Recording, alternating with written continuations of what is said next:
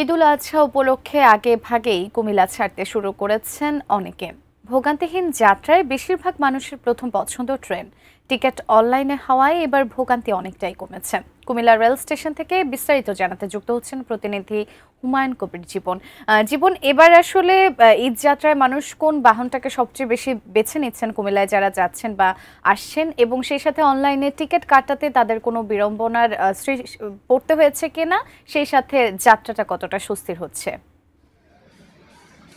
জি, আপনি যেমনটি বলছিলেন, আমি যদি আসলে এবারে যে ঈদুল আজহার যে ঈদ যাত্রার বিষয়ে যদি বলি, আসলে আমি এখানে সকাল থেকে কিন্তু দেখেছি যে বেশ কয়েকটি কিন্তু ট্রেন নির্ধারিত সময়ে কিন্তু ছেড়ে গেছে, এবং এই ট্রেনে যারা যাত্রী ছিলেন তাদের বেশ কয়েকজনের সাথে আমার কথা হয়েছে। তারা বলছিলেন যে আসলে শতভাগ টিকিট অনলাইনে পাওয়ার কারণে কিন্তু তারা নির্ধারিত সিটে তারা বসে যেতে পেরেছেন, যার ফলে কিন্তু তারা এখানে স্বস্তি প্রকাশ করছেন। এবং আমি যদি বলি যে আসলে যারা কুমিল্লার চাকরিজীবী এবং যারা শিক্ষার্থী, তারা কিন্তু ইতিমধ্যে কিন্তু এই এবারের যে ঈদুল আজহা ঈদ উদযাপন করার জন্য তারা কিন্তু কুমিল্লা ছেড়ে যাচ্ছেন। সে সাথে যে সকল ট্রেনগুলো এই সকাল থেকে এই রুটে চলাচল করেছেন এবং রেলপথে গিয়েছে, সেগুলি আমরা দেখেছি যে আসলে ট্রেনে অনেক যারা যাত্রী রয়েছেন তাদের ভিতর কিন্তু এক ধরনের ঈদের যে আনন্দ সেটি কিন্তু আমরা দেখতে পেয়েছি। হাসিখুশিভাবে কিন্তু পরিবার পরিজনের সাথে তারা ঈদ করার জন্য কিন্তু এই কুমিল্লা ছেড়ে যাচ্ছেন। এছাড়াও যদি যারা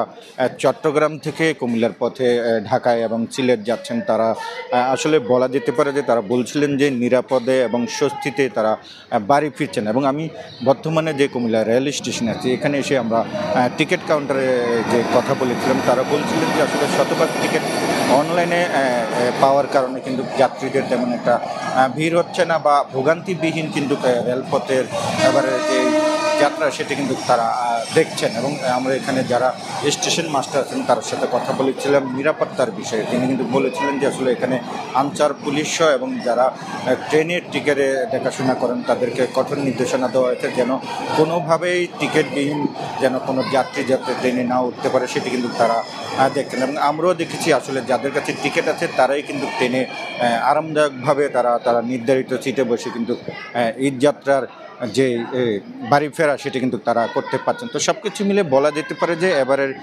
ট্রেনে যে ঈদ যাত্রা সেটি কিন্তু স্বস্তিতে যারা যাত্রী তারা কিন্তু বাড়ি ফিরে যাচ্ছেন। এবং পুরোপুরি আরও 2 দিন পরে হয়তো এই ঈদ যাত্রার যে বিষয়টি সেটি কিন্তু আমরা আরও স্পষ্ট করতে পারবো, এবং আমরা হয়তো ক্যামেরার চোখে দেখাতে পারবো যে আসলে ট্রেনে আসলে মানুষকে নিরাপদে এবং স্বস্তিতে কেমন এবার ঈদ উদযাপন করছে, সেটি আমরা হয়তো আরও 2-1 দিন পরে আমরা পুরোপুরি দেখাতে পারবো। তো এই ছিল কুমিল্লা থেকে আমার কাছ থেকে সর্বশেষ ট্রেন যাত্রার ঈদ যাত্রার সর্বশেষ।